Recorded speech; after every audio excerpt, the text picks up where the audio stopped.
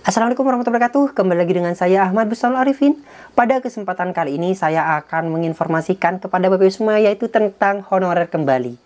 Nah, mungkin Bapak Ibu mengetahui dari informasi yang telah disampaikan oleh Bapak Presiden kita Joko Widodo dalam siaran persnya bersama Menpan RB waktu itu. Nah, di sini ternyata ada Pemda yang ragu-ragu bahwasanya 1,3 juta formasi P3K 2024 ini terancam tak terpenuhi. Seperti apa? Kita bahas di sini. Sebelum kita ke informasi, alangkah baiknya Bapak Ibu bisa like, comment, share, dan subscribe channel saya. Kemudian Bapak Ibu juga bisa join grup Telegram saya di STTD Aba Channel. Atau Bapak Ibu juga bisa follow TikTok dan Instagram saya di @abarifin_. Kali ini Aba Channel telah memiliki sebuah website yang Bapak Ibu bisa kunjungi nantinya di www.abachannel.com. Serta seandainya jika Bapak Ibu ingin berkontribusi pulsa pada Aba Channel ini, Bapak Ibu bisa kirimkan pulsa nomornya berikut di bawah ini. Jika berkenan tentu.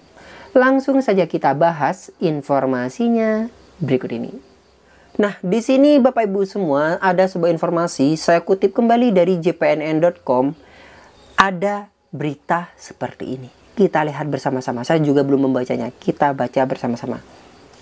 Pemda ragu-ragu 1,3 juta formasi P3K 2024 terancam tak terpenuhi.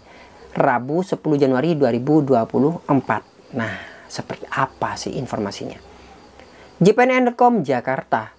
Pemerintah menyiapkan formasi calon aparatur sipil negara atau CASN tahun 2024 sebanyak 2,3 juta jiwa atau 2,1 juta orang. Jumlah tersebut tersebar untuk CPNS 2024 sebanyak 690.000 sedangkan P3K 1611. Khusus untuk formasi P3K 2024 banyak honorer yang khawatir. Kenapa mereka khawatir? Nah, coba apa alasannya kok bisa khawatir? Kita baca di sini. Walaupun formasi untuk Pemda sekitar 1,3 juta, tetapi kemungkinan besar tidak terpenuhi. Loh, kok bisa tidak terpenuhi? Kenapa ini?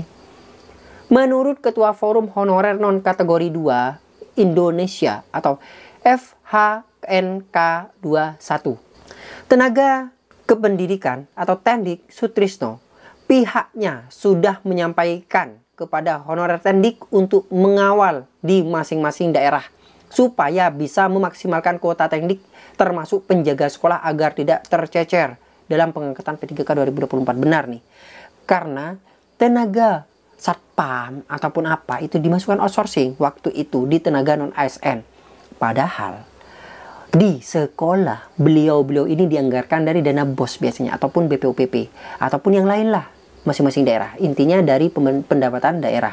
Nah, kenapa mereka kok bisa dimasukkan honorer? Maksudnya kenapa kok mereka tidak dimasukkan di tenaga honorer?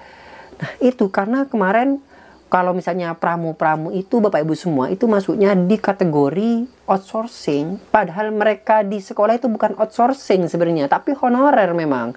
Beliau dianggarkan atau didanai bukan dari pihak swasta ataupun luar, dianggarkan dari daerah atau dianggarkan dari pendapatan belanja daerah ataupun negara, seperti itu. Sayangnya fakta di lapangan tidak semudah yang dibayangkan. Benar, Sutrisno mengaku menerima laporan dari rekan-rekan bahwa tidak semua Pemda memberikan respon positif. Jadi rata-rata Pemda menjawab masih terkendala anggaran. Nah, ini juga anggaran, kata Sutrisno kepada jpnn.com. Oleh karena itu, FHNK21 Tendik berharap turunan UU nomor 20 tahun 2023 tentang ASN segera diterbitkan. Kalau regulasinya sudah ada, Pemda insya Allah akan mengusulkan formasi Tendik, tegasnya. Jadi Bapak Ibu semua, terkait dengan Tendik di sini, memang untuk misalnya berbicara anggaran, nah pemerintah pusat itu harus memikirkan, karena ada laporan juga saya mendapatkan informasi bahwasannya anggaran itu tidak sampai di daerah. Untuk P3K itu dianggarkan dari dana daerah itu sendiri. Apakah benar seperti itu? Coba tanggapi di kolom komentar. Sehingga daerah tidak mampu jika mengangkat P3K lagi. Yang sudah menjadi P3K itu ada yang masih belum terbayarkan. Nah, seperti itu. Nah, apa gunanya statusnya P3K tapi gajinya tidak cair? Sebenarnya gini loh Bapak Ibu semua. Para honorer ini bukan masalah statusnya. Bukan masalah statusnya. Tidak tahu mungkin Bapak Ibu semua. Coba mungkin sependapat dengan saya, cantumkan kolom komentar. Sebenarnya mereka ini bukan masalah statusnya P3K, tapi masalah kesejahteraannya. Mereka ingin menjadi P3K karena ingin lebih sejahtera, gajinya bisa naik. Nah, seperti itu. Tapi mungkin tidak sependapat dengan saya, monggo. Kita lanjutkan.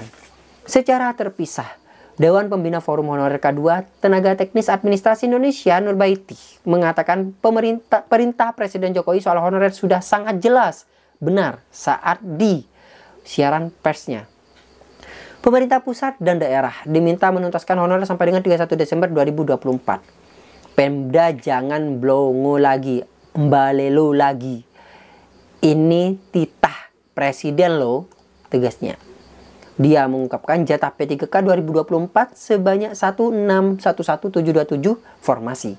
Angka besar ini akan sia-sia jika Pemda tidak memanfaatkan sebaik-baiknya. Benar sekali. Bapak Presiden ingin menuntaskan honorer tahun ini, makanya formasinya besar sekali, ucapnya.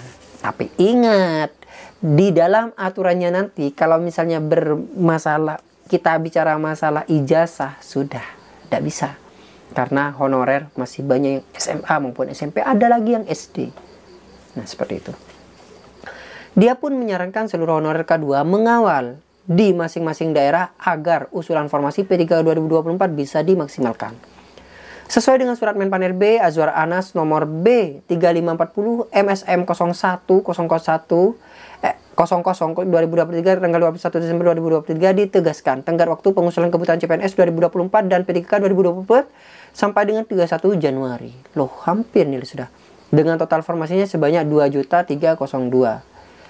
Menteri Anas menjelaskan berdasarkan amanat pasal 66 Undang-Undang Nomor 20 Tahun 2023 tentang aparatur sipil negara, instansi pemerintah diwajibkan menyelesaikan penataan pegawai non-ASN paling lambat 31 Desember tahun 2024. Dalam pengusulan kebutuhan CPNS 2024 dan P3K 2024, Menteri Anas memberikan rambu-rambunya. Ini rambu-rambunya, dicek saja. Adapun 6 instruksi Menpan RB adalah pengadaan ASN pada tahun 2024 terdiri dari P3K khusus bagi pelamar non-ASN dan CPNS bagi pelamar umum. 2. Ketentuan jabatan sebagaimana dimaksud pada angka 1 dibuka untuk jabatan fungsional dan jabatan pelaksana sesuai dengan ketentuan peraturan perundang-undangan. 3.